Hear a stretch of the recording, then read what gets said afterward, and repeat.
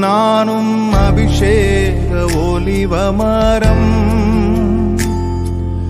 ஆலயத்தில் நடப்பட்டவன் சமூகத்தில் வாழ்கின்றவன் அன்பையே நம்புபவன் வசனம் தான் பசியாற்றும் உணவு பிரசனம் தான் தாகம் தீர்க்கும் தண்ணீர் வசனம் தான் பசியாற்றும் உணவு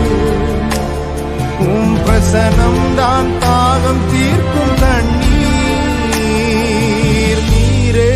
என் வெளிச்சமும் மீட்புமானே நீரே என் ஜீவனின் பலனானே நீரே என் வெளிச்சமும்